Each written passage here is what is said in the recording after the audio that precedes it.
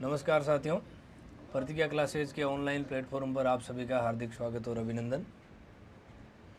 आप सभी प्रतिभागी जो लैब असिस्टेंट भूगोल विषय से आने वाली भर्ती में शामिल होने वाले हैं, उनको मैं बहुत बहुत बधाई और शुभकामनाएं प्रेषित करता हूं। आज की इस क्लास में अपन लैब असिस्टेंट भूगोल के लिए जो इसका सिलेबस है उस पर हम बात करेंगे कि किस किस टॉपिक में से किस किस प्रकार के प्रश्न बनते हैं और कौन से टॉपिक में क्या विशेष जानकारियाँ हैं।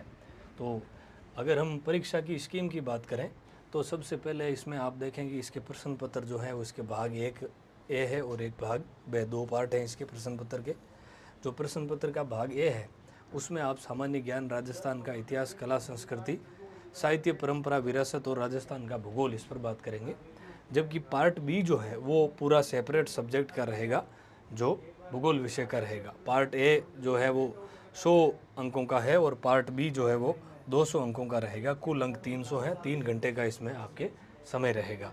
हम भूगोल विषय का जो आपके सिलेबस है उस पर हम बात करेंगे कि जो है इसमें कौन कौन से पार्ट बी ज्योग्राफी, इसमें कौन सी यूनिट में किस किस प्रकार का मैटर है। जैसे पहले हम बात करें तो सबसे पहले आपके भौतिक भूगोल के जो है कुछ पार्ट आ रहे हैं इसमें।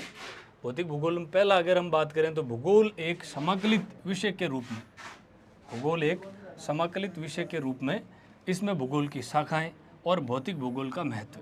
जो पहली जो यूनिट है उसमें आपके भूगोल को एक विषय के रूप में पढ़ाया कैसे जाता है, उसमें क्या चीज़ें शामिल है।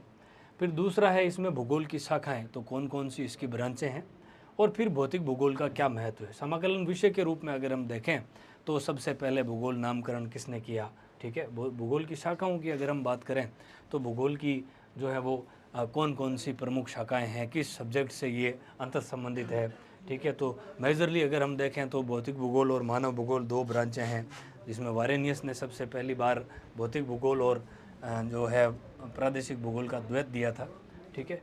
फिर हम भौतिक भूगोल का महत्व है इसमें आपके जो है कि भौतिक भूगोल जिसमें वायुमंडल के बारे में, पृथ्वी के ऊपर पाए जाने वाले प्रमुख उचावचों के बारे में, ठीक है, समुद्र विज्ञान के जो विषय हैं उनके बारे में जो है वो किस प्रकार से उनका महत्व है, पहली यूनिट हमें इस बारे में बताती है। दूसरी यूनिट की जब हम बात करें तो ये हमें बताता है पृथ्वी की आंतरिक संरचना, कि हमारी पृथ्वी भीतर से कैसी है।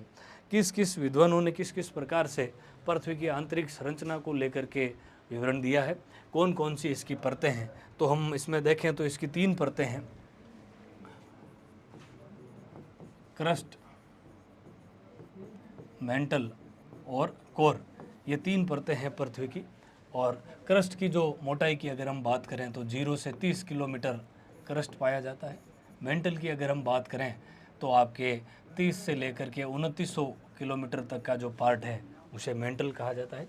और कोर जो है वो 2900 से लेकर 6378 किलोमीटर पृथ्वी के केंद्र तक का भाग जो है वो कोर कहलाता है। तो 3 प्रमुख परतें हैं। इसमें अपने सिलेबस के अनुसार आंतरिक संरचना के बारे में हमें जानकारी कैसे मिलती है, कौन कौन से स्रोत हैं, उसके बारे में हम बात करेंगे। तो आंतरिक संरचना के जो स्रोत हैं उसमें कौन कौन से स्रोत हैं, तो प्रत्यक्ष है, अप्रत्यक्ष है। कुछ चीज़ें जो है प्रत्यक्षली हमें दिखाई देती है, जैसे उल्का पिंड आकर गिर रहा है तो उल्का पिंड जो है उसकी आंतरिक संरचना को देखा जाता है, तब हमें पता चलता है कि हमारा जो ग्रह है पृथ्वी और उल्का जो ऊपर से आकर गिरा है उसकी आंतरिक संरचना एक ही प्रकार की बनी हुई है, ठीक है। विभिन्न प्रकार के विद्वानों ने पृथ्वी की उत्पत्ति को लेकर सिद्धांत दिए हैं, ठीक है। तो वो भी हमें इसकी आंतरिक संरचना के बारे में बताते हैं। नवीनतम वर्गीकरण के अनुसार अगर हम देखें तो ये आपके क्रस्ट, मेंटल और कोर हैं। इनके बारे में हम आगे बात करेंगे। तीसरी जो यूनिट है वो है आपके महासागर और महाद्वीपों का वितरण। तो पृथ्वी के ऊपर कौन कौन से महाद्वीप हैं, उनका वितरण किस प्रकार है, इस तल का कितना % भाग उत्तरी गोलार्ध में है, कितना % भाग दक्षिणी गोलार्ध में है। महाद्वीपों और महासागरों के वितरण और उत्पत्ति को लेकर भी बहुत सारे विद्वानों ने सिद्धांत दिए थे, उनके बारे में भी हम बात करेंगे। जैसे लोथियन ग्रीन ने महाद्वीपों के निर्माण को लेकर के चतुष्फल की संकल्पना दी थी, और आगे चलकर वेगनर ने भी जो है महाद्वीपीय प्रवाह का सिद्धांत दिया, तो उनके बारे में हम इसमें बात करेंगे, महाद्वीप महासागरों का वितरण और इनकी उत्पत्ति। नेक्स्ट अगला है शैलें, उनका प्रकार और विशेषताएं। तो इसमें हम ये बात करेंगे कि चट्टानें कितने प्रकार की होती है। चट्टानें तो 3 प्रकार की है, आग्नेय, अवसादी और कायांतरित, 3 प्रकार की जो सेलें होती है, आग्नेय सेलें, अवसादी सेलें और कायांतरित सेलें। इनके निर्माण की क्या प्रक्रिया है और इनकी क्या क्या विशेषताएं हैं, इसमें चट्टानों से संबंधित बात, सेलों के प्रकार और उनकी विशेषताएं। आग्नेय सेलें ज्वालामुखी उद्गार के बाद बनती है। ज्वालामुखी उद्गार का जो लावा है वो बाहर आकर ठंडा होता है, ठंडा होकर के जो जमता है, जमने से जिस चट्टान का निर्माण होता है वो आग्नेय शेल कहलाती है। ग्रेनाइट आग्नेय शेल का उदाहरण है। और उस आग्नेय शेल के टूटने से, उसके ऊपर अपक्षय और अपर्दन की प्रक्रियाएं होने से नई चट्टान का निर्माण होता है। वो अवसादी सेडिमेंट्री रॉक कहलाती है।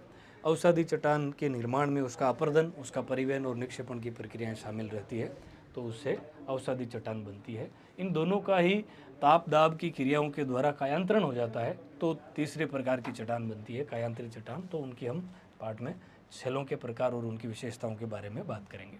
फिर है भूआकृतिक प्रक्रियाएं, जियोमॉर्फिक प्रोसेसेस। भूआकृतिक प्रक्रियाओं में जो है वो हम मुख्य रूप से बात करेंगे पृथ्वी में अंतर्जात और बहिर्जात बलों के बारे में। तो कौन कौन से बल? अंतर्जात बल वो बल होते हैं जो पृथ्वी के भीतरी भाग से लगते हैं, जैसे अपने भूकंप और ज्वालामुखी अंतर्जात बलों के उदाहरण हैं। और दूसरा है कि बहिर्जात बल। बहिर्जात बल जो है वो सतह के बाहर लगते हैं, बहिर्जात बल सतह के बाहर लगते हैं। और अंतर्जात और बहिर्जात बलों का अंतर इतना है कि अंतर्जात बल जो है धरातल पर विषमताओं का सर्जन करते हैं, जबकि बहिर्जात बल जो है वो अंतर्जात बलों के द्वारा सर्जित विषमताओं को समतल करने का काम करते हैं। तो इसमें हम मुख्य रूप से अंतर्जात और बहिर्जात बल और उनके द्वारा जो क्रियाएं होती है उसके बारे में बात करेंगे। तीसरा है स्थल रूप और उनका विकास। अब अंतर्जात बलों के द्वारा जो मान लीजिए कोई एक संरचना निर्मित हुई, पर्वत निर्मित हुआ, तो पर्वत अंतर्जात बलों के द्वारा निर्मित एक भाग है। और उसके ऊपर जो बहिर्जात बल काम करते हैं, नदी है, पवन है, हिमानी है ना, तो ये सब सागरीय लहरें हैं, उनके द्वारा स्थल का रूप चेंज होता है, उसके ऊपर नई स्थलाकृतियाँ बनती है। तो उनका विकास कैसे हुआ, किस किस जो प्रक्रम के अंदर, कुछ प्रक्रम है जैसे पवन एक प्रक्रम है, मरुस्थलों में ये चलने वाला एक प्रक्रम है, इसके द्वारा कौन कौन सी स्थलाकृतियाँ बनती है, उसके द्वारा अपर्दन और निक्षेपण से, हवा अगर चल रही है तो रेत के धोरे को काट करके जो स्थलाकृतियाँ बनाती है वो अपर्दनात्मक है, और आगे ले जाकर उसी रेत को जमा कर रही है तो वहाँ पर निक्षेपणात्मक स्थलाकृतियाँ बनती है। वैसे ही हम नदी की बात करें तो नदी का पानी, नदी की धारा जब पर्वतीय क्षेत्रों से निकलती है तो उसमें ऊर्जा ज़्यादा होती है, तंग घाटियों से गुजरती है तो पर्वतों को डीप उसकी कटाव की प्रक्रिया करती है, अपर्दन के द्वारा निर्मित आकार के अगर हम बात करें तो वी आकार की घाटी बनाती है, गोर्ज बनाती है, कैनियन बनाती है। जैसे ही मैदानों में आती है उसकी प्रौढ़ावस्था आ जाती है, प्रौढ़ावस्था में नदी जो है वो मैच्योर हो जाती है, उसके अंदर सहायक नदियों की संख्या उसमें ज़्यादा होती है, पानी ज़्यादा होता है, तो उसका अपर्दन क्षमता थोड़ी कम होती है, तो मैदान के अंदर आती है तो विसर्प बनाती है, गोखुर झीलें बनाती है, बाढ़ मैदान बनाती है, जिसमें खादर बांगर की स्थलाकृतियाँ बनाती है। तो ये सब हम उनके स्थल रूप और उनके विकास के बारे में इस यूनिट में बात करेंगे। जो तीसरा जो पार्ट है हमारा, यहाँ से जो शुरू हो रहा है, ये जलवायु विज्ञान का पार्ट है। यहाँ तक हमने भौतिक भूगोल के बारे में बात करी, ये भौतिक भूगोल का पार्ट है। जलवायु विज्ञान का जो टॉपिक है उसमें हम बात कर रहे हैं इसकी। सबसे पहले वायुमंडल का संगठन और संरचना।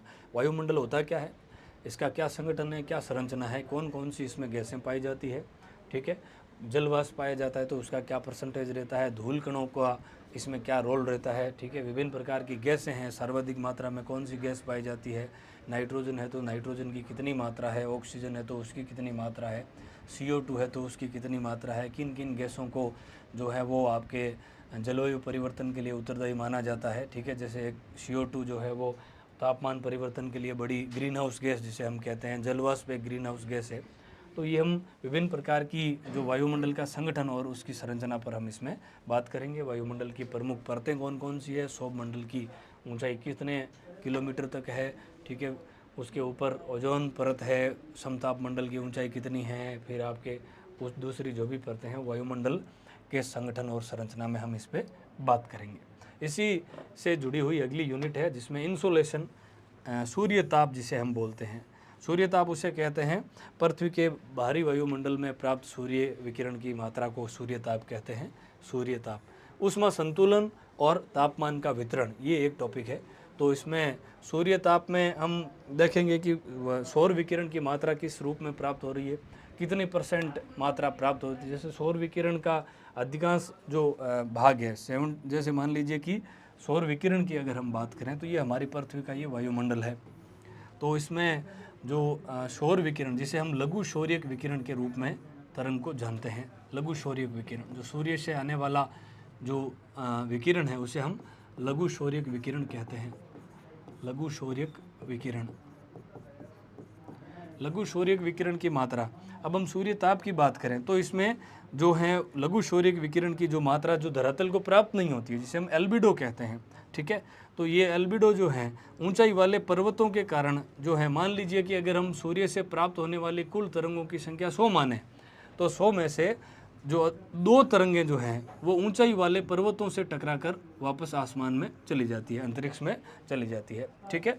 यहाँ बड़ी मात्रा में जो है वो बादल छाए रहते हैं, तो 27 तरंगें बादलों से टकराकर अंतरिक्ष में चली जाती है, ठीक है। और बड़ी मात्रा में वायुमंडल में यहाँ धूलकण पाए जाते हैं, तो 6 तरंगें धूलकणों से टकराकर उनका प्रकीर्णन हो जाता है। तो कुल मिलाकर ये जो आंकड़ा है ये आपके 35 तरंगें, अगर मान लीजिए कि सूर्य से आने वाली तरंगों की संख्या 100 है तो 35 तरंगें हमें प्राप्त ही नहीं होती है, ये सीधी अंतरिक्ष में चली जाती है 2 ऊंचाई वाले पर्वतों से टकरा करके, क्योंकि ऊपरी भागों में हिमीकरण रहता है। 27 तरंगें बादलों से टकरा करके अंतरिक्ष में चली जाती है और 6 तरंगें धूल कणों से टकरा कर चली जाती है। ये हम पृथ्वी के हीट बजट में बात करेंगे। जो 35 तरंगें 100 में से सतह को प्राप्त नहीं हुई, इस 35 वाले भाग को हम पृथ्वी का क्या कहते हैं, एल्बिडो कहते हैं, पृथ्वी का एल्बिडो कहते हैं। तो हम इस पर बात करेंगे सूर्य ताप और उष्मा संतुलन जो भाग है उसमें। उष्मा संतुलन यानी धरातल पर जो है या पृथ्वी के ऊपर जो है वो विभिन्न प्रकार की जो जल धाराएँ या पवनें उष्मा संतुलन का काम करती है कि बहुत सारे ऐसे भाग हैं जहाँ से अधिक तापमान वाले इलाकों से चलकर हवा ठंडे इलाकों में जाती है, तो वहाँ तापमान संतुलन का काम करती है। गर्म क्षेत्रों की जल धाराएँ ठंडे क्षेत्रों में जाकर वहाँ तापमान संतुलन का काम करती है। तो हम उष्मा संतुलन जो है वो देखेंगे कि इसमें क्या होता है। फिर है पृथ्वी पर तापमान का वितरण। तो विभिन्न भागों में हम देखेंगे कि किस किस प्रकार का ताप प्राप्त होता है और तापमान के वितरण को प्रभावित करने वाले कारक कौन कौन से हैं, ठीक है। तो इसमें हम ये बात करेंगे कि तापमान का वितरण, ठीक है। नेक्स्ट अगला जो पार्ट है वो वायुदाब और वायुमंडलीय परिसंचरण है।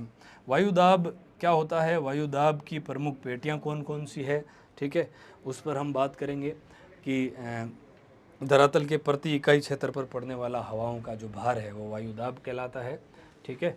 और वायुदाब ही वायुमंडलीय परिसंचरण के लिए उत्तरदायी है, ठीक है। तो हम वायुमंडलीय परिसंचरण में भी ये बात करेंगे कि जो है वो वायुमंडलीय परिसंचरण में हमारे आएगा कि धाराएं और पवनें वायुमंडलीय परिसंचरण में हम जो है वो पवनों की बात करेंगे। पवनों में कुछ पवनें जो हैं वो आपके सामयिक पवनें हैं, ठीक है, कुछ पवनें जो हैं वो सनातनी पवनें हैं, ठीक है, कुछ पवनें हैं जो स्थानीय पवनें हैं। इनके ऊपर हम वायुमंडलीय परिसंचरण में बात करेंगे। तो वायुदाब और वायुमंडलीय परिसंचरण, वायुदाब में वायुदाब की विभिन्न पेटियों पर बात करेंगे कि पृथ्वी के ऊपर जो 7 दाब के कटिबंध हैं उनमें किस किस प्रकार का वेरिएशन पाया जाता है। तो वायुमंडलीय दाब और वायुमंडलीय परिसंचरण। नेक्स्ट जो अगला है वो है आपके वायुमंडल में जल और वायुमंडल में जल, वाष्पीकरण, संघनन, वर्षण का प्रकार और वितरण। ये जलवायु विज्ञान का ही टॉपिक है। वायुमंडल में जल, सबसे पहले तो हम ये बात करेंगे कि वायुमंडल में जल जो है वो कितनी मात्रा में पाया जाता है, ठीक है। और उसके बाद हम बात करेंगे वाष्पीकरण के बारे में। वाष्पीकरण क्या होता है, जो विभिन्न बड़ी जल राशियों से सूर्य ताप के कारण जो है जल का वाष्प के रूप में ऊपर उठना वाष्पीकरण कहलाता है। इसके अलावा पेड़ पौधों से जो जल वाष्प का भाग अंतरिक्ष में जो विलीन होता है वो आपके वाष्पोत्सर्जन कहलाएगा। संघनन की प्रक्रिया क्या होती है इस पर भी हम बात करेंगे। जल की बूंद बनना, सबसे पहले आर्द्र हवा जो है जब ऊपर जाती है तो वो DALR की दर से ठंडी होती है। तो ठंड 10 डिग्री सेंटीग्रेड प्रति किलोमीटर की दर से हवा ठंडी होती है। ठंडी होती है तो जब उसमें नमी की मात्रा बराबर हो जाती है तब वो संघनन होता है, और संघनन से ही जल की बूंद बनती है, उसे ओसांक कहा जाता है। फिर संघनन की प्रक्रिया के बाद जो है वो वर्षण होता है, वर्षण यानी प्रेसिपिटेशन। और वर्षण के दो प्रकार हैं, अगर संघनन 0 डिग्री के ऊपर हो रहा है तब तो वो कहलाएगा आपके जल वर्षा, और 0 डिग्री के नीचे हो रहा है तब वो कहलाएगा हिम वर्षा। तो वर्षण के प्रकार, और हम जल वर्षा के फिर कुछ प्रकार पढ़ेंगे जिसमें आपके पर्वतीय वर्षा, समयनीय वर्षा, चक्रवातीय वर्षा, ये वर्षण के प्रकार आएंगे। फिर वर्षा का वितरण, तो किन किन इलाकों में जो है वो किस किस प्रकार से किन पवनों के द्वारा बारिश या वर्षण होता है, ठीक है। फिर जलवायु के वर्गीकरण का भाग आ जाता है अगला। तो जलवायु वर्गीकरण, विश्व की जलवायु का वर्गीकरण, विश्व की जलवायु का वर्गीकरण, और इसमें पर्टिकुलर एक ही नाम है आपके, वो है कोपेन का जलवायु वर्गीकरण। रूसी मूल के वैज्ञानिक जलवायुविद व्लादिमीर कोपेन ने विश्व जलवायु वर्गीकरण प्रस्तुत किया, और इसने अंग्रेजी के कुछ अक्षर काम में लिए, और अंग्रेजी के अक्षरों के द्वारा इसने जो है जलवायु का, विश्व जलवायु का वर्गीकरण प्रस्तुत किया, जिसमें ABCD और E जो है वो शब्दावली इसने काम में ली, कैपिटल अक्षर। इसके बाद कुछ स्मॉल लेटर भी इसने काम में लिए, जैसे ए उष्णकटिबंधीय गर्म जलवायु को बताता है, आर्द्र जलवायु के लिए ए शब्द काम में लिया, उष्णकटिबंधीय शुष्क जलवायु के लिए बी काम में लिया, शीतोष्ण कटिबंध के लिए जो है वो आपने सी शब्द काम में लिया, शीत जलवायु के लिए डी, और ध्रुवीय जलवायु के लिए ई शब्द काम में लिया, ठीक है। तो ये इसके साथ ही कुछ और छोटे वर्ड कोपेन काम में लेता है, जिसमें जैसे मान लीजिए स्मॉल एस का मतलब है कि वह जो है वो समर ड्राई है, यानी ग्रीष्म काल जो है वो क्या है, शुष्क है, ग्रीष्म काल शुष्क। वर्षा की अधिकतर मात्रा शीतकाल में प्राप्त होती है। स्मॉल डब्ल्यू का मतलब है कि वहाँ शीतकाल शुष्क है, शीतकाल शुष्क, और वर्षण की अधिकतर मात्रा जो है वो ग्रीष्म काल में प्राप्त होती है, ठीक है। तो ऐसे उसने कुछ इस वर्ड काम में लिए, इसके आधार पर उसने अपना वर्गीकरण 1900 में प्रस्तुत किया, व्लादिमीर कोपेन ने विश्व का जलवायु वर्गीकरण, और उसने विश्व के विभिन्न भागों में ABCDE के माध्यम से विभिन्न भागों को दिखाया। तो हम इसमें बात करेंगे कोपेन का जलवायु वर्गीकरण। हरित गृह प्रभाव, ग्रीन हाउस इफेक्ट जो है, ग्रीन हाउस इफेक्ट पर हम बात करेंगे। हरित गृह प्रभाव क्या होता है कि जो गैसें हैं, CO2 वगैरह जो गैसें हैं, ये क्या करती है कि ये वायुमंडल में उत्सर्जन के बाद इनकी एक पतली परत, जो उनका आवरण जो है वो लगातार बना रहता है। जैसे ये हमारी पृथ्वी है और ये वायुमंडल का ये आवरण है। ये गैसें यहाँ से रिलीज होने के बाद जो है इनकी पतली झिनी चादर के रूप में ये वायुमंडल के ऊपरी भाग में ये मौजूद रहती है, CO2 वगैरह ये गैसें। इन गैसों का जो इनकी कार्यविधि है वो ये है कि लघु सौर्य विकिरण जो सूरज से आ रहा है उसके लिए ये गैसें पारदर्शी है, लेकिन जो पार्थिव विकिरण होता है पृथ्वी से वापस रात्रि काल में, उसके लिए ये अपारदर्शी होती है। इसलिए ये लगातार क्या करेगी कि ये पृथ्वी के जो वायुमंडल का जो टेम्परेचर है उसको बढ़ाने का काम करती है। टेम्परेचर को बढ़ाने का काम करेगी तो इससे क्या होगा कि इसे भूमंडलीय ऊष्मन कहा जाएगा या ग्रीन हाउस इफेक्ट कहा जाएगा, ठीक है। तो ये एक्चुअल में इसका उदाहरण एकदम ग्रीष्म काल में गर्मी में धूप में बाहर खड़ी गाड़ी के शीशे के समान है। गाड़ी का शीशा आने वाले सौर विकिरण के लिए पारदर्शी है, जबकि वापस लौटने वाले विकिरण के लिए पारदर्शी नहीं है। इसीलिए थोड़े से समय में ही गाड़ी जो भीतर से बहुत ज़्यादा गर्म हो जाती है, उसका ये उदाहरण समझे आप ऐसे ही। तो ये ग्रीन हाउस प्रभाव है। कौन कौन सी गैसें इसके लिए उत्तरदायी है, इसमें टॉपिक पर हम बात करेंगे। भूमंडलीय ऊष्मन, हरित गृह प्रभाव और जलवायु परिवर्तन, ये एक विषय और है इसमें कि जलवायु परिवर्तन होने के क्या कारण हैं, कौन कौन से कारण हैं जो जलवायु परिवर्तन के लिए उत्तरदायी बनते हैं। फिर है हाइड्रोलॉजिकल साइकिल एंड सब मेराइन रिलीफ, जल चक्कर। सिंपली जल चक्कर क्या होता है कि जल चक्कर महासागरों का पानी जो है वाष्प के रूप में ऊपर उठता है, ऊपर उठने के बाद संघनन होता है, ठंडा होता है, संघनन होता है, संघनन के बाद बादल बनते हैं, बादल बनने के बाद बरसते हैं, नदी नालों के द्वारा बहता हुआ पानी वापस महासागरों में जाता है। इस प्रकार ये पूरा एक चक्र चलता रहता है, इसे हम जल चक्कर बोलते हैं। तो जल चक्कर और अंत्य समुद्री उच्चावच, अब हम ये इसमें अंत्य समुद्री, यहाँ से समुद्र विज्ञान के टॉपिक आपके शुरू होते हैं। तो अंत्य समुद्री ऊंचावच में हम ये बात करेंगे कि पानी के भीतर की स्थलाकृतियाँ किस प्रकार की है। तो समुद्र विज्ञान के टॉपिक यहाँ से शुरू होते हैं, अंत्य समुद्री ऊंचावच, और उसमें हम ये बात करेंगे कि मगन तट कहाँ पाया जाता है, मगन तट की क्या गहराई होती है, ठीक है, मगन ढाल कहाँ पाया जाता है, कैनियन क्या होता है, गुयोट है ना, अंत्य सागरीय मैदान है, गंभीर सागरीय मैदान है, ठीक है। तो ये जो है ये प्रमुख चीज़ें हम अंत्य समुद्री ऊंचावच में पढ़ेंगे। कटक क्या होता है, ठीक है। तो ये सब चीज़ें हम अंत्य समुद्री ऊंचावच में बात करेंगे। फिर जो अगला टॉपिक है वो तापमान और लवणता का वितरण। देखो, महासागरीय तापमान की बात करेंगे। वायुमंडल के तापमान पर हमने ऊपर एक बात कर ली, अब हम समुद्री पानी का जो टेम्परेचर है उस पर हम ये बात करेंगे। महासागरीय समुद्री जल का तापमान और लवणता। लवणता क्या होती है कि प्रति 1000 ग्राम, है ना, प्रति 1000 ग्राम जो समुद्री पानी है उसमें लवणों की मात्रा जो होती है वो लवणता कहलाती है। तो किन किन भागों में किस किस प्रकार से लवणता पाई जाती है, कौन से भाग हैं जहाँ लवणता ज़्यादा होती है। अंत्य सागरों जो ऊंचाई में स्थित अक्षांशीय ऊंचाई में स्थित बंद सागरों की लवणता क्या होती है, खुले सागरों की क्या होती है, उपोष्ण कटिबंध में स्थित महासागरों की लवणता क्या होती है, खुले सागरों की लवणता क्या होती है, ठीक है। ये इस पर हम बात करेंगे, लवणता का वितरण। और फिर है महासागरीय तरंगें, ठीक है, महासागरीय तरंगें, ज्वार भाटा और धाराएं। तो इस पर हम ये महासागर की गतियां हैं, महासागरीय जल की 3 गतियां हैं, उसमें तरंगें, ज्वार भाटा और धाराएं, तो इन पर हम बात करेंगे। तरंगों के द्वारा स्थल के ऊपर संरचनाएं निर्मित होती है महासागर के तट के ऊपर, तो उन पे हम बात करेंगे। तरंग क्या होती है, तरंग जो है वो जल की महासागरीय जल की गति नहीं है, केवल ऊपरी भाग में मोशन पाया जाता है, वही है। ज्वार भाटा महासागरीय जल का ऊपर उठना और नीचे गिरना, ये ज्वार भाटा कहलाता है।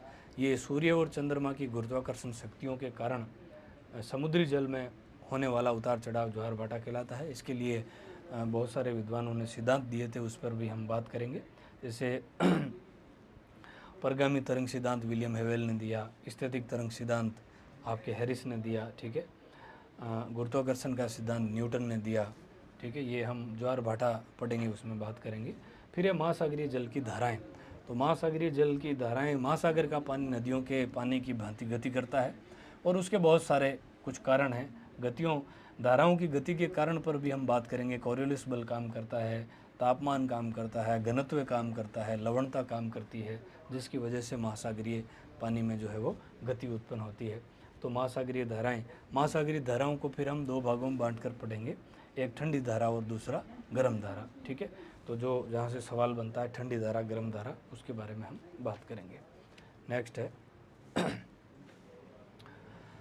अगला जो है वो जैवमंडल के बारे में है। जैवमंडल पर्यावरण भूगोल का टॉपिक है जैवमंडल। तो आपके बायोस्फीयर, इकोलॉजी, पारिस्थितिकी तंत्र क्या होता है, बायोम क्या होता है, ठीक है। और आपके फिर कुछ जैव भू रासायनिक चक्र, जल चक्र, उसमें कार्बन चक्र, ऑक्सीजन चक्र, नाइट्रोजन चक्र, अन्य खनिज पारिस्थितिकी संतुलन, ये आपके पर्यावरण भूगोल का टॉपिक रहेगा, जिसमें हम जैवमंडल, पारिस्थितिकी और जैव बायोम के बारे में बात करेंगे कि पृथ्वी के ऊपर कौन कौन से बायोम पाए जाते हैं, पारिस्थितिकी तंत्र क्या होता है, ठीक है। तो उनके बारे में हम इसमें बात करेंगे। फिर नेक्स्ट है जैव विविधता और उसका संरक्षण। जैव विविधता क्या होती है और उसके संरक्षण को लेकर वर्तमान समय में किस प्रकार के प्रयास किए जा रहे हैं, ये रिलेवेंट टॉपिक है। और समसामयिक का भी ये एक टॉपिक है। जैव विविधता किसी निश्चित क्षेत्र में पाए जाने वाले जीवों की विविधता को कहते हैं। इसके संरक्षण के लिए सरकारी स्तर पर कौन कौन से या विश्व स्तर पर कौन कौन से प्रयास किए जा रहे हैं, तो उसमें हम इस पर बात करेंगे। फिर आपके जो है वो भारत भूगोल के टॉपिक शुरू होते हैं, इंडिया ज्योग्राफी, ठीक है, जिसमें भारत की लोकेशन, साइज और नेबरिंग कंट्रीज, भारत का आकार स्थिति और उसके पड़ोसी देशों के बारे में ये आपका पहला सा टॉपिक है कि भारत का आकार किस प्रकार का है, स्थिति कैसी है, अक्षांशीय दृष्टि से भारत विश्व के किस गोलार्ध में पड़ता है, देशांतरीय दृष्टि से भारत विश्व के किस गोलार्ध में है, उसकी अक्षांशीय देशांतरीय स्थिति क्या है, ठीक है। तो अक्षांशीय दृष्टि से अगर हम देखें तो आपके 8 डिग्री 4 मिनट से लेकर के 37 डिग्री 6 मिनट तक इसका विस्तार है। और देशांतरीय दृष्टि से अगर हम देखें तो 68 डिग्री 7 मिनट पूर्वी देशांतर से आपके 97 डिग्री 25 मिनट पूर्वी देशांतर तक इसका विस्तार है। ठीक है, तो आकार और स्थिति और इसके साथ ही पड़ोसी देश इसके कौन कौन से हैं। फिर है भारत के प्रमुख भू आकृतिक खंड। तो इस यूनिट में हम भारत के प्रमुख भू आकृतिक खंड, तो जैसे उत्तर में हिमालय पर्वत है, फिर उत्तर का मैदान है, फिर आपके थार का मरुस्थल है, फिर आपके प्रायद्वीपीय पठार है, फिर आपके तटीय मैदान है, द्वीप है। ठीक है, तो ये सारे भू आकृतिक खंड जो हैं वो फिजियोग्राफिक डिवीज़न जिसे हम कहते हैं उनके बारे में हम विस्तार से बात करेंगे कि कौन कौन से भाग की क्या विशेषताएं हैं। जैसे हिमालय पर्वतीय प्रदेश है, तो हिमालय पर्वतीय प्रदेश की कौन कौन सी श्रृंखलाएं हैं। महान हिमालय है, लघु हिमालय है, शिवालिक है। ठीक है, फिर उत्तर का मैदान है, तो उत्तर के मैदान में कौन सी संरचनाएं पाई जाती है, तो तराई है, भाबर है, आपके खादर बांगर है। ठीक है, तो इस प्रकार से थार के मरुस्थल की विशेषताएं वो भी हम भू आकृतिक खंड में बात करेंगे। द्वीपीय प्रदेश जो हैं वो भारत की तट रेखा की हम इसमें बात करेंगे। द्वीपीय प्रदेश अंडमान निकोबार द्वीप समूह और लक्षद्वीप भी एक भू आकृतिक खंड है, उस पर भी बात करेंगे। तटीय मैदान जो भारत की तट रेखा और समुद्र तट रेखा और अपने स्थलीय भाग के बीच में जो पाया जाता है उसे तटीय मैदान कहा जाता है। तटीय मैदान को अलग अलग भागों में अलग अलग नामों से हम जानते हैं। जैसे हम बात करें तो महाराष्ट्र के अंदर कोंकण का तट कहलाता है। ठीक है, और मंगलोर तक का भाग जो है उसे मालाबार का तट कहते हैं। उत्तरी सरकार तट, कोरोमंडल का तट, पूर्वी भागों को हम कहते हैं, उनके ऊपर हम इसमें बात करेंगे। फिर नेक्स्ट है आपके जल संभर संकल्पना। ठीक है, वाटर शेड जो कंसेप्ट क्या है, जल संभर संकल्पना। हिमालय और प्रायद्वीपीय भारत के अपवा तंत्र, इसमें हम नदियों के बारे में पढ़ेंगे। तो ऐसी नदियां जो हिमालय से निकलती है और ऐसी नदियां जो प्रायद्वीपीय भारत के भागों से निकलती है। तो हिमालय नदी तंत्र में अगर हम बात करें तो 3 बड़े नदी तंत्र हैं, जिसमें सिंधु नदी तंत्र, गंगा नदी तंत्र और ब्रह्मपुत्र नदी तंत्र इसमें हिमालय में। प्रायद्वीपीय भारत के अपवा तंत्र में हम बात करेंगे प्रायद्वीपीय भारत की विभिन्न बड़ी नदियों के बारे में। तो यहाँ इसमें जल संभर संकल्पना और हिमालय और प्रायद्वीपीय भारत के अपवा तंत्र की बात। फिर आपके जो अगला टॉपिक है वो मानसून से रिलेटेड है। मानसून जलवायु क्या होती है, ठीक है, और इसको प्रभावित करने वाले कारक कौन कौन से हैं।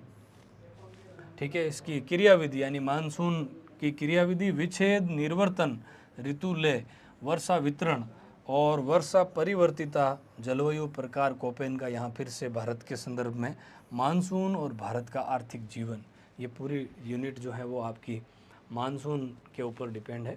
तो मानसून जलवायु किस प्रकार की होती है, मानसून किसे कहते हैं। मानसून अरबी भाषा के मौसम शब्द से बना है, जिसका अर्थ होता है ऋतु के अनुसार हवाओं की दिशा में होने वाला उत्क्रमण। तो 6 महीने के बाद हवा का पैटर्न चेंज होता है और उसकी वजह से इस प्रकार की जलवायु का निर्माण होता है। अब प्रभावित करने वाले कारक कौन कौन से हैं, तो मानसूनी जलवायु में जो प्रभावित करने वाले कारण, क्रियाविधि यानी मानसून का जो मैकेनिज्म क्या है, क्रियाविधि इसकी क्या है और शुरू किस प्रकार से होता है। विच्छेद क्या होता है, विच्छेद का मतलब है कि कुछ दिन वर्षा होती है, फिर रुक जाती है, फिर कई दिन तक नहीं होती है, फिर शुरू होती है। निर्वर्तन का मतलब है लौटने का, मानसून का लौटना, उसे निर्वर्तन बोलते हैं। ये लगभग सितंबर महीने के आखिर में ये निर्वर्तन का टाइम होता है और जून जुलाई का जो महीना है वो मानसून के आरंभ का महीना है। तो हम इसमें मानसून में बात करेंगे कि सबसे पहले 1 जून जो है वो उसको मानसून भारत के केरल के तट पर पहुंचता है। राजस्थान के भागों तक पहुंचते पहुंचते उसे जुलाई का पहला या दूसरा सप्ताह लगता है। ऋतुलय, वर्षा का वितरण हम बात करेंगे तो भारत के किन किन भागों में वर्षा अधिक होती है और किन किन भागों में वर्षा की मात्रा औसत है और किन में बहुत ही कम है। अगर भारत का औसत वार्षिक वर्षा देखें तो हम 118 सेंटीमीटर भारत का औसत वार्षिक वर्षा है।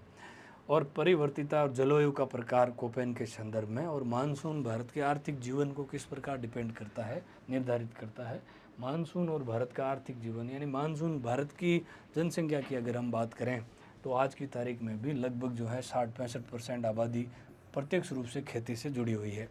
तो उसमें मानसूनी वर्षा का बड़ा रोल है, इसीलिए मानसून को भारतीय कृषि का जुआ बोलते हैं। तो मानसून की वर्षा अच्छी होती है तब किसानों की जो है वो उत्पादन की प्रक्रिया अच्छी होती है, नहीं होता है तो वो प्रभावित होती है। इसके बाद अगर हम बात करें तो भारत के संदर्भ में ही फॉरेस्ट टाइप एंड डिस्ट्रीब्यूशन है। भारत के प्रमुख वन जो हैं वो कौन कौन से हैं, वनों का प्रकार और वितरण। भारत के किन भागों में जो है वो सदाबहार वनस्पति पाई जाती है, किन भागों में पतझड़ी वन पाए जाते हैं, ठीक है, किन भागों में मरुद्भिद यानी मरुस्थलीय वनस्पति पाई जाती है, किन भागों में मैग्रोव वनस्पति पाई जाती है, किन भागों में आपके जो हैं वो ऊंचाई वाले वन पाए जाते हैं। तो ये वनों का प्रकार और उनके वितरण की बात रहेगी, उनकी विशेषताओं की बात रहेगी इसमें। नेक्स्ट अगर हम बात करें तो आपके ये है मृदा का वर्गीकरण। मृदा का वर्गीकरण और वितरण ICAR के द्वारा, Indian council of agriculture and research, ICAR का पूरा नाम है भारतीय कृषि अनुसंधान परिषद ICAR। तो Indian council of agriculture and research के द्वारा मृदा का जो वर्गीकरण प्रस्तुत किया गया है उसका उसे पढ़ना। मृदा अवकर्षण, सॉइल डिग्रेडेशन जिसे हम कहते हैं, यानी उसकी उपजाऊपन उसका लगातार कम होना और उसे संरक्षण से लेकर के यानी मृदा से जुड़ा हुआ ये टॉपिक है। फिर है अगला है हैजर्ड यानी आपदाएं। तो उसका अर्थ क्या होता है, आपदाएं कौन कौन सी है और उनका अर्थ क्या होता है, उनका वर्गीकरण, भारत में कौन कौन सी प्राकृतिक आपदाएं जो है वो आती है और उसके लिए डिजास्टर मैनेजमेंट किस प्रकार का किया जाता है। तो ये आपदाओं से रिलेटेड टॉपिक है जिनसे जान माल का नुकसान होता हो, ठीक है। तो प्राकृतिक आपदा, मानव जनित आपदा भी होती है, जैसे परमाणु का विस्फोट किया गया, ये मानव जनित ही है, ठीक है। प्राकृतिक आपदाओं में हम पढ़ें तो भूकंप है, बाढ़ है, ज्वालामुखी है। भारत में कौन कौन सी आती है, तो ज्वालामुखी का रोल भारत में नहीं है। भूकंप और बाढ़, सुनामी तटीय भागों में आने वाली प्राकृतिक आपदाएं हैं और इनके लिए मैनेजमेंट या प्रबंधन किस प्रकार से किया जाता है, ये इसका टॉपिक है। फिर इसके बाद आपके जो है वो प्रैक्टिकल ज्योग्राफी के टॉपिक शुरू होते हैं, जिनमें पहला है मैप टाइप, मानचित्रों का वर्गीकरण, ठीक है, और मापनी का वर्गीकरण और उनका उनमें अगर हम देखें तो construction of simple linear scale, measuring distance, finding direction and use of symbols, मानचित्रों का प्रयोग और इसके साथ ही मानचित्रों का प्रकार, मापनी कितने प्रकार की होती है, साधारण रेखीय मापनी कौन सी होती है, दूरी मापन, दिशा निर्धारण और संकेत चिन्हों का प्रयोग, ये आपके इसमें प्रैक्टिकल भूगोल का, प्रायोगिक भूगोल का पहला टॉपिक है, जिसमें हम बात करेंगे मानचित्र क्या होते हैं, मानचित्रों का प्रकार कौन कौन सा है, ठीक है, मानचित्रों का प्रयोग, और फिर अगर हम बात करें तो मापनी कितने प्रकार की होती है। स्केल, कोई भी मानचित्र जो बना हुआ होता है वो एक विशेष मापनी पर बना हुआ होता है, तो उसमें मापनी को हम 2-3 भागों में बांटकर पढ़ेंगे। तो स्केल जो है वो उसमें 2-3 मापक होते हैं, जैसे एक मापक होता है जिसे हम कथनात्मक मापक कहते हैं, एक निरूपक भिन्न कहलाता है, एक होता है रेखात्मक मापक, रेखात्मक। तो ये 3 प्रकार की मापनियाँ होती है और दूरी मापन, दिशा निर्धारण और उनमें सांकेतिक चिन्हों का प्रयोग, ये पहली यूनिट है। फिर अगला है आपके अक्षांश, देशांतर और उन अर्थ और समय निर्धारण। अक्षांश क्या होते हैं, देशांतर क्या होते हैं और समय निर्धारण का कंसेप्ट, टाइम को कैसे कैलकुलेट किया जाता है। तो ग्लोब के ऊपर जो है खींची गई काल्पनिक रेखाएं अक्षांश और देशांतर कहलाती है, और आड़ी रेखाएं यानी आपके लेटीट्यूड अक्षांश है और लॉन्गिट्यूड जो है वो देशांतर, खड़ी रेखाएं देशांतर कहलाती है। अक्षांश हारे जो है वो पूर्ण वर्त का भाग होते हैं ध्रुवीय बिंदुओं को छोड़ करके, जबकि देशांतर सारे अर्धवर्त होते हैं। हम बात करेंगे अक्षांशों का प्रयोग किस लिए किया जाता है, तो अक्षांशों का प्रयोग जो है वो आपके जलवायु निर्धारण के लिए किया जाता है और देशांतरों का प्रयोग समय की गणना के लिए किया जाता है,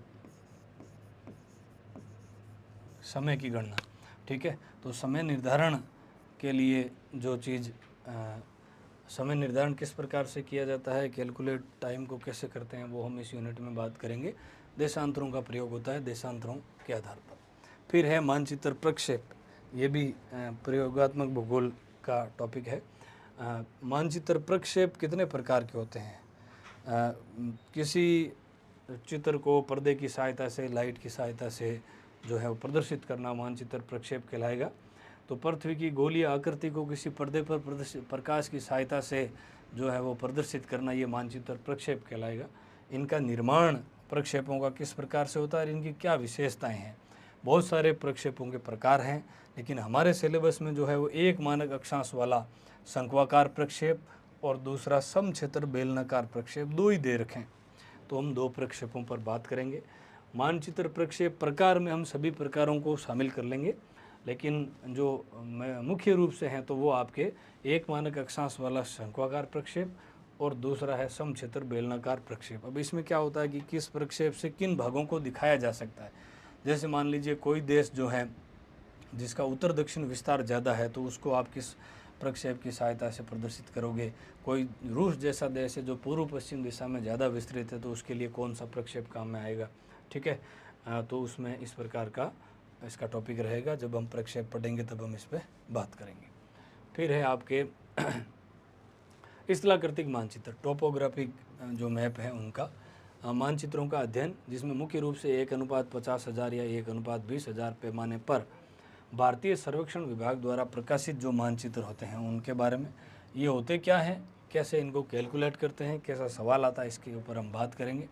समोच्च रेखाएं जो है वो अनुप्रस्थ काट और स्थलाकृतियों की पहचान, जिसमें समोच्च रेखा पहाड़ी ढाल, पहाड़ी घाटी, जलप्रपात, भृगु अधिवास आदि का वितरण समोच्च रेखाओं के द्वारा कैसे दिखाया जाता है, इस पर भी हम बात करेंगे। तो स्थलाकृतिक मानचित्र और इसके बाद जो दूसरा इसमें बनता है वो समोच्च रेखा, अनुप्रस्थ काट और स्थलाकृतियों की पहचान। और इसमें कौन कौन सी, इसमें आपके ढाल है, इसमें पहाड़ी है, घाटी है, जलप्रपात है, भृगु है, इनका वितरण दिखाने के लिए ये काम में आता है। फिर नेक्स्ट जो है वो आपके हैं वायु फोटोग्राफ, किस किस प्रकार के होते हैं, और ज्यामिति। ऊर्ध्वाधर वायु फोटोचित्र एक जो है वो टॉपिक है। वायु फोटोचित्र जिससे हम आंकड़ों को कलेक्ट करने की एक विधि है, तो नवीनतम विधि जिसे हम कह सकते हैं वायु फोटोचित्र। तो वायु फोटोचित्र के प्रकार कौन कौन से हैं और ऊर्ध्वाधर वायु फोटोग्राफी क्या है या वायु फोटोचित्र क्या है। ठीक है, फिर नेक्स्ट है आपके उपग्रह बिंब सुदूर संवेदन। ये जो टॉपिक है ये सुदूर संवेदन के ऊपर आधारित है। तो सुदूर संवेदन आंकड़ों के अर्जन की अवस्थाएं, कौन कौन से स्टेप हैं जिससे सुदूर संवेदन प्रक्रिया के द्वारा आंकड़े प्राप्त किए जाते हैं, कौन कौन से प्लेटफॉर्म हैं, संवेदक यानी सेंसर, और सुदूर संवेदन आंकड़े उपग्रह बिंबों से भौतिक और सांस्कृतिक लक्षणों की पहचान, जिसमें फोटोग्राफिक और डिजिटल यानी पूरी यूनिट जो है वो आपके सुदूर संवेदन, जिसे हम रिमोट सेंसिंग कहते हैं, उससे जुड़ी हुई है, सुदूर संवेदन। ठीक है, नेक्स्ट अगली हम बात करें तो मुख्य रूप से मौसम, ये भी प्रैक्टिकल ज्योग्राफी का पार्ट है। मौसम उपकरणों का उपयोग, तो मौसम उपकरणों का उपयोग में कौन कौन से मौसम उपकरण हैं जो मौसम उपयोग में काम आते हैं। तो पहला है तापमापी, ठीक है, थर्मामीटर हम कह सकते हैं। आर्द्र और शुष्क बल्ब तापमापी, और वायु दिशा सूचक यंत्र, वर्षा मापक यंत्र। ठीक है, ये पर्टिकुलर 2-4 जो हैं ये मौसम उपकरण जो हैं उनके बारे में हम बात करेंगे। फिर है नेक्स्ट अगला मौसम चार्ट का प्रयोग। मौसम चार्ट जो है वो किस प्रकार के होते हैं, उनमें किन किन चीज़ों को प्रदर्शित किया जाता है, जैसे वायु दाब, हवा और वर्षा का वितरण का वर्णन मौसम चार्टों में किस प्रकार से किया जाता है। यहाँ तक ये आपके प्रैक्टिकल भूगोल का पार्ट रहा। अब जो पार्ट अगला जो शुरू हो रहा है वो है मानव भूगोल। यहाँ से मानव भूगोल परिभाषा, उसकी प्रकृति, विषय क्षेत्र और इसका महत्व। तो मानव भूगोल होता क्या है, सबसे पहले कौन सा विद्वान था जिसने मानव भूगोल की बात करी। मानव भूगोल का पिता किसे कहा जाता है, फ्रेडरिक रेडजेल नाम का एक विद्वान था, जर्मनी का। रेडजेल ने सबसे पहले भूगोल को इन 2 ब्रांचों में बांटा, भौतिक भूगोल और मानव भूगोल। ठीक है, इसकी एक किताब का नाम है एंथ्रोपोजियोग्राफी।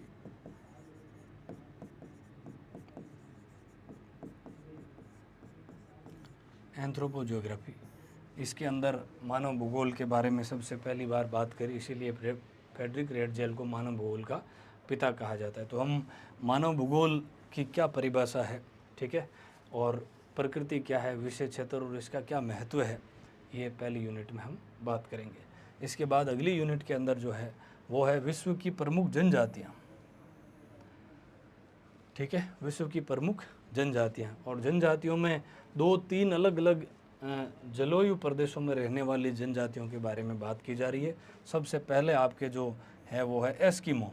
एस्किमो ध्रुवीय क्षेत्रों में रहने वाले लोग हैं जो कनाडा के उत्तरी भाग, ग्रीनलैंड के क्षेत्र और आर्कटिक सागर के तटवर्ती जो भाग हैं, साइबेरिया है, ठीक है, उनमें रहने वाले लोग हैं। तो ये तो ठंडे प्रदेशों की एक जनजाति है।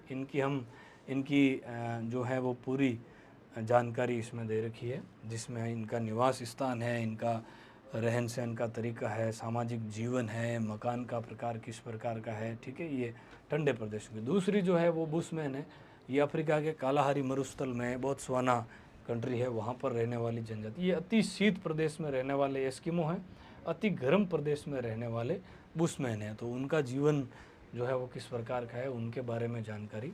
फिर भारत के संदर्भ में है तो मध्य भारत के अंदर रहने वाली जनजाति गोंड और भील, इनका जो है विवरण और इनका सांस्कृतिक और आर्थिक जीवन, उनको हम इस यूनिट में पढ़ेंगे कि एस्किमो का आर्थिक जीवन किस प्रकार का है।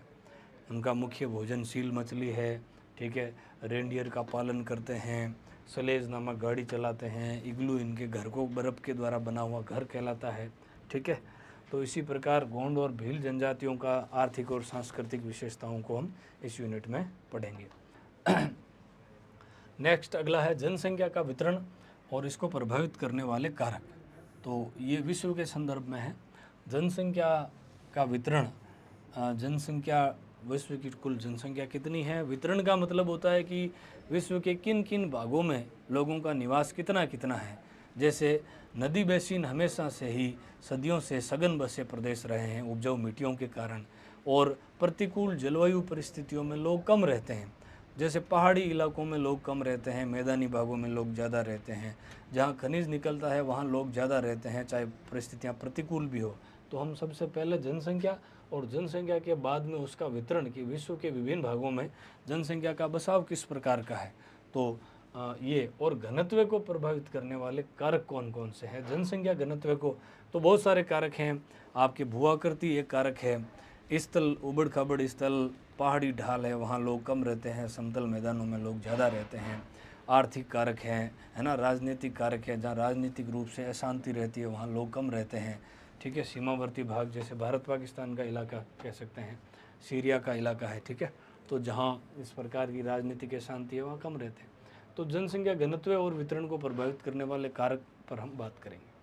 फिर है जनसंख्या की वृद्धि, ये पॉपुलेशन ज्योग्राफी का टॉपिक है। वृद्धि क्या होती है, तो 2 समय अंतरालों के मध्य लोगों की संख्या में होने वाला परिवर्तन जनसंख्या की वृद्धि कहलाता है। ये 2 टाइप का होता है, ये धनात्मक भी होता है और ये ऋणात्मक भी होता है। जनसंख्या की वृद्धि धनात्मक भी हो सकती है और ऋणात्मक भी हो सकती है। धनात्मक का मतलब है कि पिछली अवधि की तुलना में अगली अवधि में जब हम लोगों की संख्या को गिनें तो बढ़ जाए तो वो धनात्मक है, और पिछले की तुलना में लोगों की संख्या कम हो जाए तो उसे हम क्या कहेंगे, जनसंख्या की ऋणात्मक वृद्धि कहेंगे। जनसंख्या की वृद्धि। और 1921 का जो टाइम है भारत में, इसमें पहली बार जनसंख्या पिछली जनगणना की तुलना में 11 की तुलना में कम हो गई, घट गई, तो भारतीय जनसंख्या का विभाजक वर्ष कहा जाता है। तो वृद्धि होती है, जनसंख्या वृद्धि, इसके क्या कारण हैं, इससे क्या समस्या है और इसके क्या समाधान हैं। फिर जनसंख्या संक्रमण, डेमोग्राफिक ट्रांजिशन थ्योरी, ये जनांगीय संक्रमण का सिद्धांत 1945 के अंदर थॉमसन व नोटेस्टीन ने दिया। इसमें जनांगीय संक्रमण के अंदर जनसंख्या की कुछ अवस्थाएं बताई है, जिसमें पहले फेज 5 अवस्थाएं हैं। जिन पहले फेज के अंदर किसी भी देश में उच्च जन्म दर व उच्च मृत्यु दर रहती है, जिसके कारण जनसंख्या जो ना तो घटती है ना बढ़ती है। दूसरे फेज में जनसंख्या जो है वो चिकित्सा सुविधाओं का हल्का सा विस्तार होता है, जिसकी वजह से क्या होता है कि कुछ मात्रा में जो है मृत्यु दर को नियंत्रित किया जाता है, जन्म दर ऊंची बनी रहती है। तीसरे फेज में मृत्यु दर को काफ़ी हद तक नियंत्रित किया जाता है, जन्म दर ऊंची बनी रहती है। इसलिए जो जनांगीय संक्रमण की जो सिद्धांत है उसमें तीसरी अवस्था विस्फोट की अवस्था कहलाती है, जिसमें सबसे ज़्यादा जनसंख्या वृद्धि होती है, क्योंकि जन्म दर ऊंची बनी रहती है और मरने वालों की संख्या को चिकित्सा सुविधाओं के विस्तार के कारण नियंत्रित कर लिया जाता है। इसके बाद चौथा फेज होता है जिसमें जन्म दर भी गिरने लगती है, मृत्यु दर ऑलरेडी जो है वो कंट्रोल में रहती है, जिसके कारण चौथे फेज में जो है देश में युवा आबादी की संख्या कम होने लगती है। पांचवा फेज जो है उसमें पांचवी अवस्था जनांगीकी संक्रमण की, जिसमें जन्म दर अति निम्न स्तर पर चली जाती है, मृत्यु दर भी निम्न स्तर पर होती है। ऐसे देश जनसंख्या, युवा जनसंख्या जो है उसकी कमी महसूस करते हैं। तो हम इसको भी पढ़ेंगे कि जनसंख्या संक्रमण का सिद्धांत क्या होता है। फिर नेक्स्ट है जनसंख्या संरचना, पॉपुलेशन स्ट्रक्चर, और इसमें हम बात करेंगे संरचना में जनसंख्या में जो आयु वर्ग हैं, आयु वर्ग का मतलब है कि जैसे 0 से 14 आयु एक वर्ग हुआ, फिर आपके 15 से 59 एक आयु वर्ग हुआ, फिर आपके जो है 60 से लेकर ऊपर का एक आयु वर्ग हुआ। तो इस आयु वर्ग में किस वर्ग में किस किस प्रकार की जनसंख्या है, ठीक है। तो एक तो ये हो गया। फिर लिंगानुपात, लिंगानुपात जो है वो किसी देश में महिला पुरुष के अनुपात को प्रति हजार जो है वो पुरुषों पर महिलाओं की संख्या से इसे मापा जाता है। तो ये उसको ग्रामीण और नगरीय जनसंख्या किसी भी देश में, जैसे भारत में 2011 की जनगणना के अनुसार 68.8% पॉपुलेशन ग्रामीण आबादी है और शेष 31.2% पॉपुलेशन जो है वो नगरीय है। तो ये ग्रामीण नगरीय अनुपात जो है वो उसको भी हम इसमें बात करेंगे। फिर नेक्स्ट है प्रवास, प्रवास की संकल्पना, माइग्रेशन एक कंसेप्ट है और इसमें प्रवास के प्रकार क्या है, पक्ष और उसकी समस्याएं। तो हम इसमें ये बात करेंगे प्रवास होता क्या है। प्रवास होता है कि किसी प्रदेश से लोगों का एक जगह से दूसरी जगह गमन करना, जाना, तो उसे उत्प्रवास कहेंगे। उत्प्रवास क्या होता है, आप्रवास क्या होता है। कोई प्रवासी किसी स्थान को छोड़कर किसी नए स्थान पर जाता है तो उसे हम उत्प्रवास कहेंगे, उत्प्रवास। और किसी नए स्थान पर आता है तो वहाँ के लिए वो आप्रवासी कहलाएगा। जैसे मान लीजिए कि किसी एक शहर से ए शहर से कोई व्यक्ति चला गया, ए शहर से बी शहर चला गया,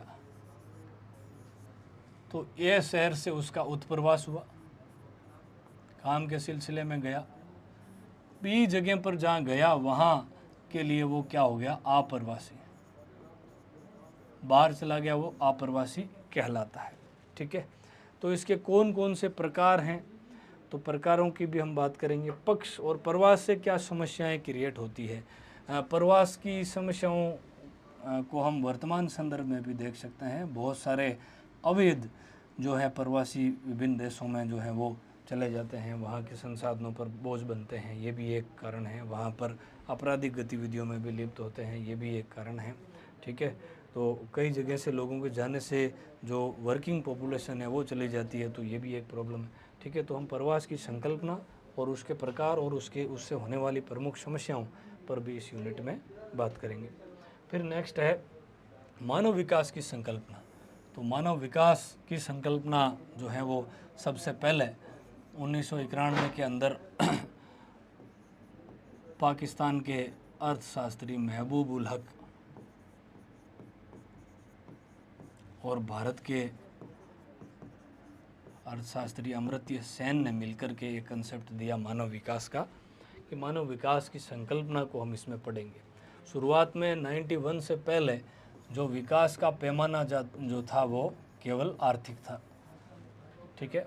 यानी कोई भी देश जो है वो आर्थिक जिनकी क्रियाकलाप ज़्यादा है वही विकसित माने जाते थे या विकास में माने जाते थे। 1991 की संकल्पना के बाद जो है वो खाली आर्थिक ही कारक नहीं रहा, काफ़ी सारी चीज़ें इसमें और ऐड हो गई। ये UNDP एक इंडेक्स जारी करता है, UNO की एक संस्था, जिसे हम HDI बोलते हैं, ह्यूमन डेवलपमेंट इंडेक्स। अब ह्यूमन डेवलपमेंट इंडेक्स में कुछ चीज़ें शामिल करी गई है, जैसे एक इसमें शिक्षा सूचकांक, कुछ सूचकांक शामिल है इसमें। और शिक्षा सूचकांक में यह है कि किसी प्रदेश में प्रत्याशित शिक्षा ग्रहण करने वाले की प्रत्याशित उम्र और औसत का फ़र्क है। और दूसरी अगर हम बात करें तो जीवन प्रत्याशा सूचकांक, जीवन प्रत्याशा सूचकांक, ठीक है। तो जितनी सुविधाएं प्राप्त करेगा उतना ही लंबा जीवन जिएगा। इस आधार पर भी ये देखा जाता है किसी प्रदेश में चिकित्सा सुविधाओं का स्तर किस प्रकार का है, ठीक है। तो 3 सूचकांकों के आधार पर वर्तमान में एचडीआई जारी होता है। एक हो गया एजुकेशन इंडेक्स, एक हो गया जीवन प्रत्याशा सूचकांक और एक हो गया आय सूचकांक। आय सूचकांक जिसमें जीएनआई ग्रोस नेशनल इनकम, जो राष्ट्र की कुल आय में कुल जनसंख्या का भाग दे करके जीएनआई प्राप्त किया जाता है और उसके आधार पर आय सूचकांक जारी होता है। इन तीनों को मिला करके किसी एक कंट्री को एक रैंक दी जाती है, ठीक है। तो उससे उसके विकास के स्तर का पता चलता है। स्कैंडिनेवियाई देश जिनमें नॉर्वे, स्वीडन, फिनलैंड, वो हमेशा से ही इसमें मानव विकास सूचकांक में प्रथम स्थान हासिल करते हैं। हम लेटेस्ट जो आंकड़े हैं उन पर भी बात करेंगे। तो संकल्पना क्या है, इन्होंने कुछ आयाम भी दिए हैं, मानव विकास के प्रमुख आयाम क्या हैं उन पर भी हम बात करेंगे, ठीक है। फिर नेक्स्ट है सेटलमेंट ज्योग्राफी के कुछ टॉपिक हैं जिनमें अधिवास और अधिवासों में हम देखेंगे ग्रामीण और नगरीय अधिवासों के प्रकार, अधिवास और प्रतिरूपण और उनकी समस्याएं, ठीक है। तो ग्रामीण अधिवास जो है वो ग्रामीण और नगरीय अधिवासों के प्रकार कौन कौन से हैं, उनका क्या पैटर्न है और उनकी क्या समस्याएं हैं, ठीक है। फिर इसके बाद अगला जो टॉपिक है वो नगरीय कच्ची बस्ती, अर्बन स्लम जो है उसकी और उसका समाधान, तो उस पर हम बात करेंगे। नगरों के अंदर ही बहुत सारी ऐसी कच्ची बस्तियां डेवलप हो जाती है जो एक प्रकार की समस्या क्रिएट करती है। हम इसमें बड़ा उदाहरण मुंबई का लेंगे जिसमें धारावी एक बड़ा स्लम एरिया है जिसमें लाखों की तादाद में जनसंख्या रहती है। एशिया की सबसे बड़ी कच्ची बस्ती है धारावी।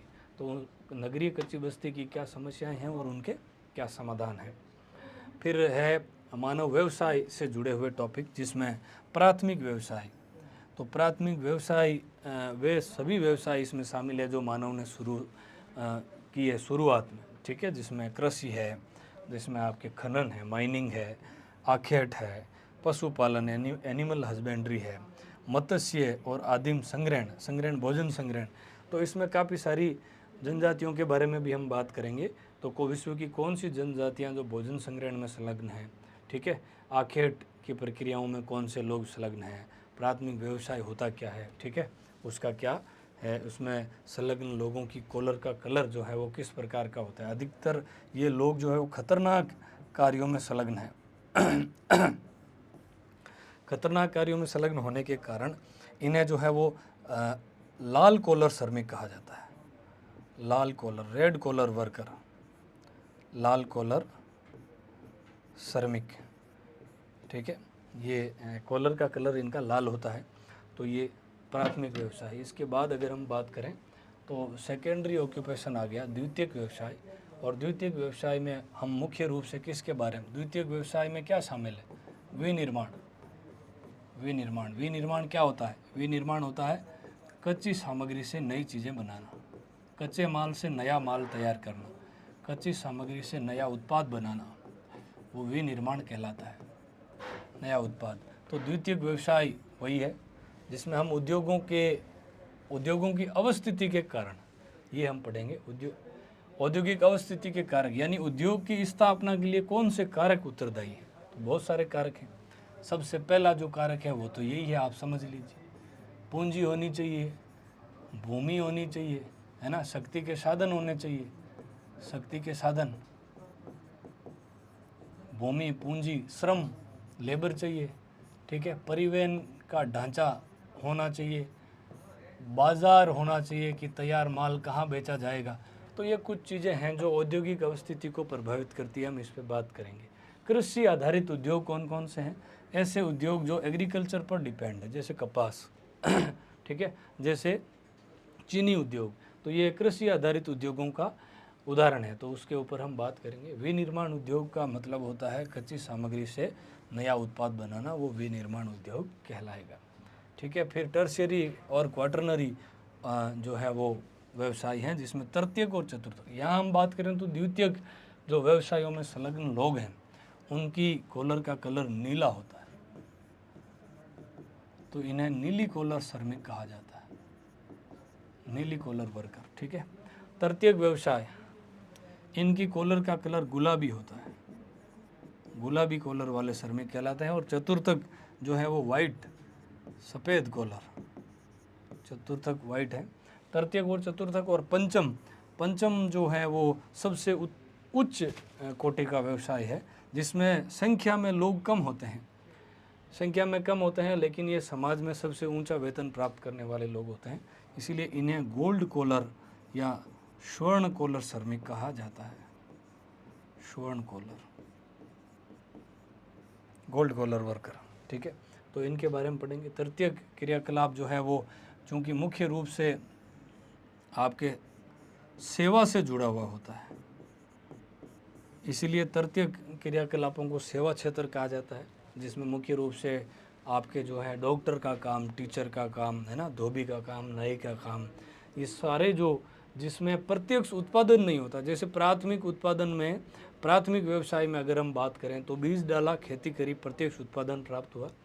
द्वितीयक में अगर हम बात करें तो विनिर्माण में कच्ची सामग्री से हमने नया उत्पाद तैयार किया, तो उसमें प्रत्यक्ष उत्पादन हुआ। लेकिन तृतीयक व्यवसाय में प्रत्यक्ष उत्पादन नहीं होता है। इसमें जो है वो सेवा के बदले सेवा का उत्पादन है, यही समझें आप। इसलिए तृतीयक व्यवसाय को सेवा क्षेत्र कहा जाता है। परिवहन है, बीमा है, बैंकिंग है, व्यापार है, ठीक है, ये सारे, वकील का कार्य है, डॉक्टर का कार्य है, ये सब सेवा सर्विस का काम है, जिसमें सेवा के बदले भुगतान होता है, प्रत्यक्ष उत्पादन नहीं होता। इसीलिए तृतीयक व्यवसाय को सेवा क्षेत्र कहा जाता है। चतुर्थक व्यवसाय में अनुसंधान के कार्य है ना, तो वो इसमें शामिल है चतुर्थक में।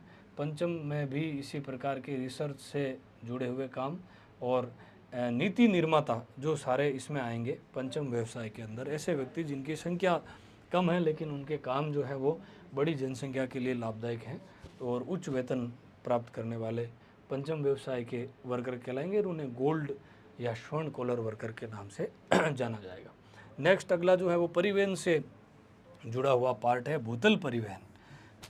भूतल परिवहन, और भूतल परिवहन में जो है वो सरफेस ट्रांसपोर्ट, जिसमें हम प्रमुख अंतर्राष्ट्रीय सड़कें और रेल मार्ग, अंतर्राष्ट्रीय सड़कें और अंतर्राष्ट्रीय रेल मार्ग पर हम बात करेंगे। कौन कौन सी सड़कें हैं, पैन अमेरिकन महामार्ग किसको जोड़ता है, कैनेडियन पैसिफिक किसको जोड़ता है, ट्रांस साइबेरियन किसको जोड़ता है, ये इसमें आ जाएगा। फिर water transport principal, inland and oceanic waterways, port, Suez और पनामा कैनल और सीज रूट, ये इसमें शामिल है। यानी जल परिवहन के प्रमुख प्रकार में अगर हम देखें तो आंतरिक जल परिवहन, पहला तो आंतरिक जल परिवहन वो होता है जो देश के भीतरी नदियों और नहरों के द्वारा उनको आवागमन योग्य बना करके उनमें जल परिवहन किया जाता है, वो आंतरिक कहलाएगा। और महासागरीय परिवहन का मतलब है कि महासागरीय जल मार्गों का प्रयोग करते हुए जब हम यात्रा करें या उनको जोड़ा जाए तो वो महासागरीय मार्ग कहलाएंगे। और जो है इसमें प्रमुख बंदरगाह, तो विश्व के विभिन्न भागों में कौन कौन से बड़े बंदरगाह हैं उन पर हम बात करेंगे।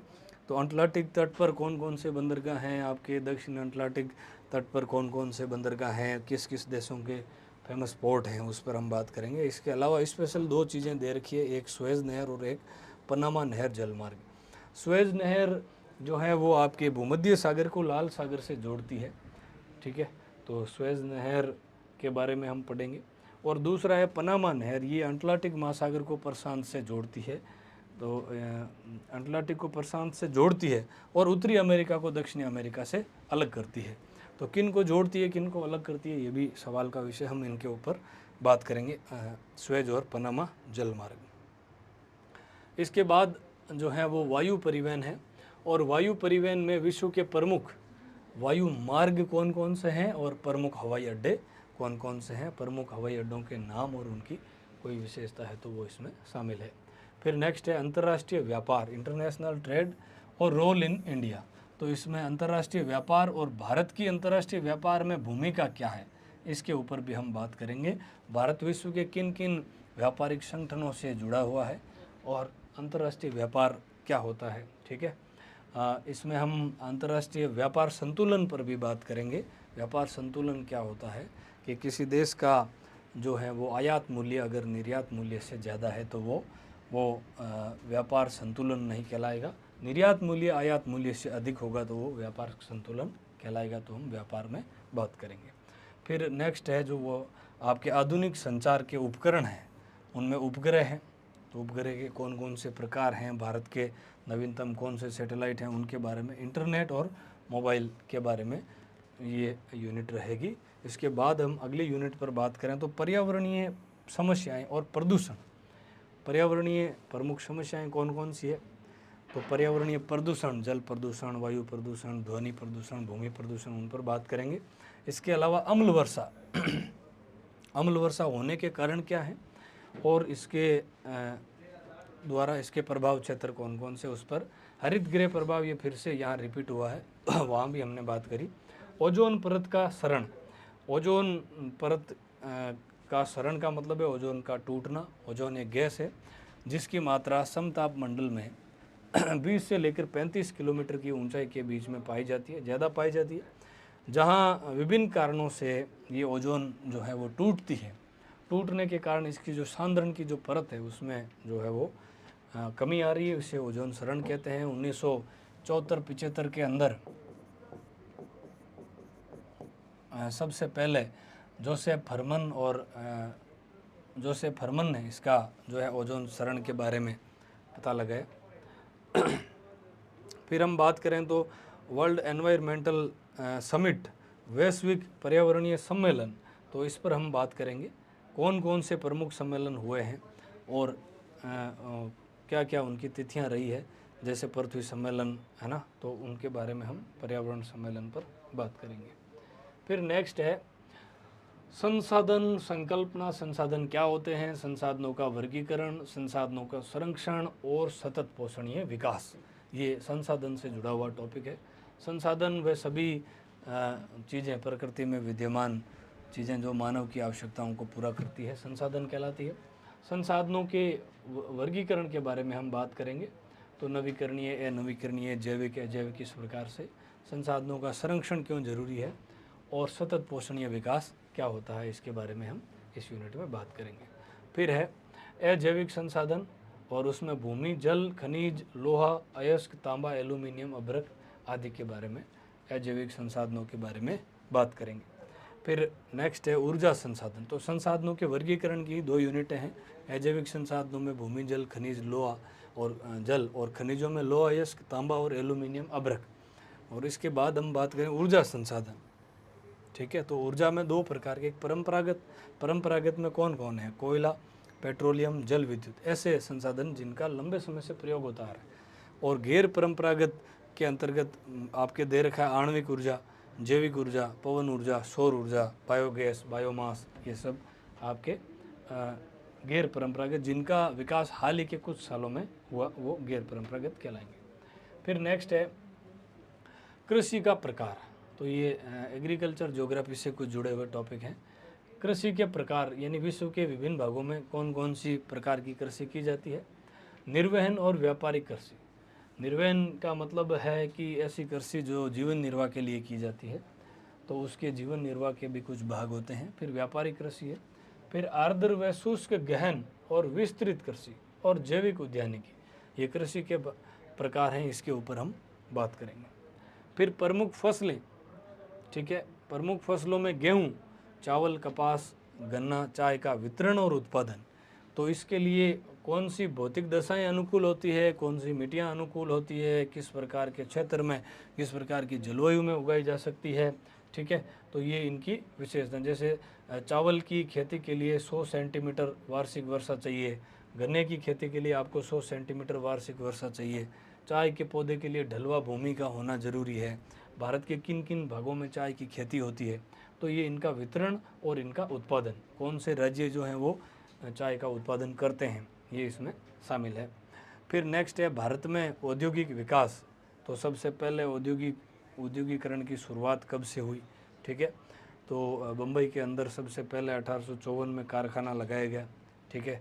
प्रमुख उद्योग में हम बात करें तो लोहा इस्पात, भारत में कौन कौन सी जगह पर लोहा इस्पात के कारखाने हैं और उनकी क्रियाविधि। एल्यूमिनियम उद्योग, ये भी उद्योग है जिसमें बॉक्साइट कच्चे माल के तौर पर काम में लिया जाता है। भारत में काफ़ी सारी एल्यूमिनियम निर्माण की कंपनियां हैं और उनकी स्थिति के बारे में बात करेंगे।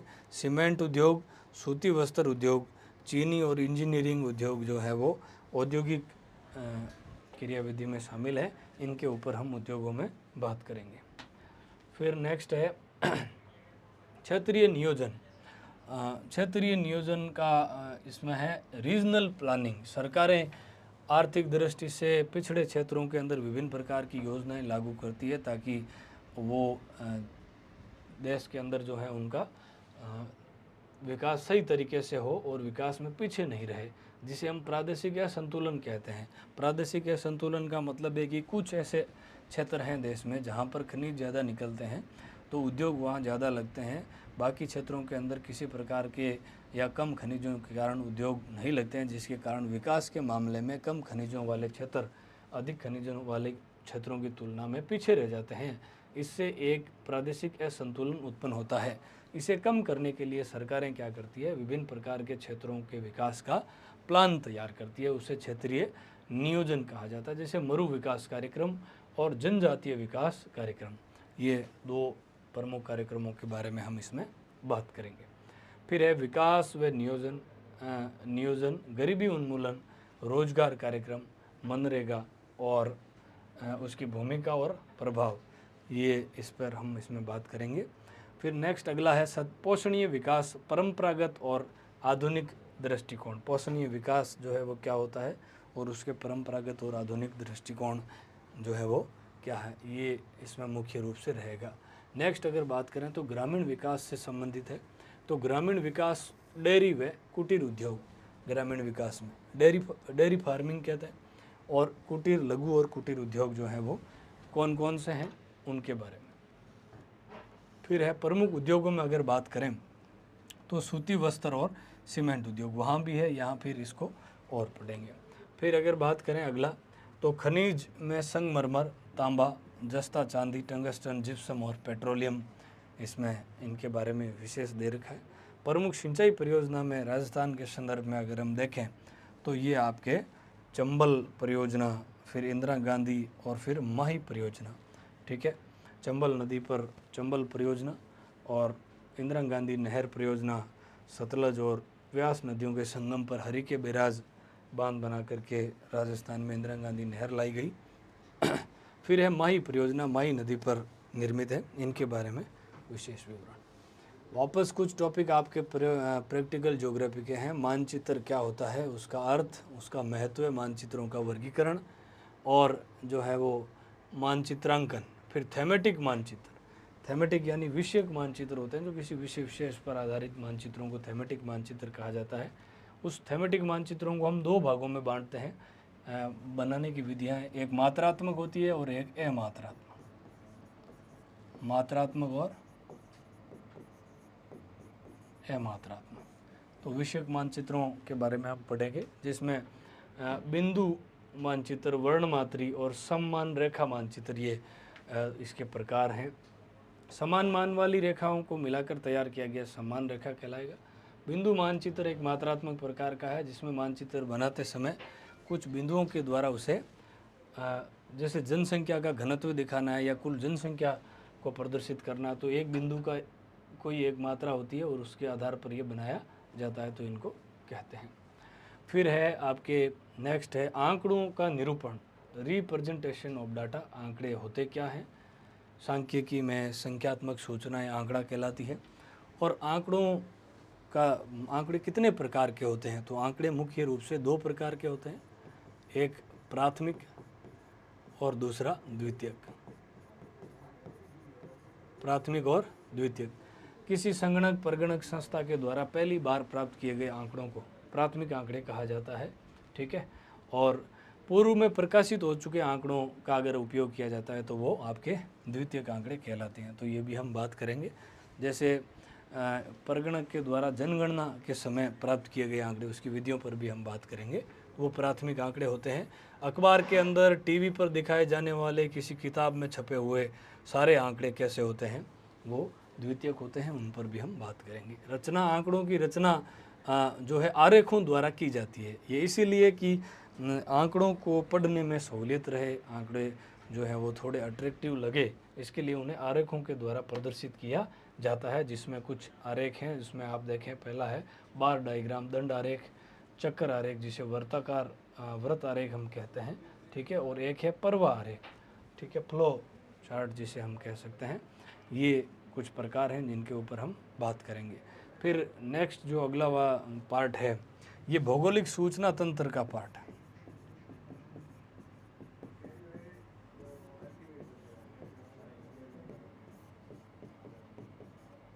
भौगोलिक सूचना तंत्र, भौगोलिक सूचना तंत्र होता क्या है, परिचय और इसका अनुप्रयोग ये क्या काम में लिया जाता है। RSGIS रिमोट सेंसिंग से जुड़े हुए ये टॉपिक है। तो आज की क्लास में हमने सिलेबस के बारे में चर्चा करी।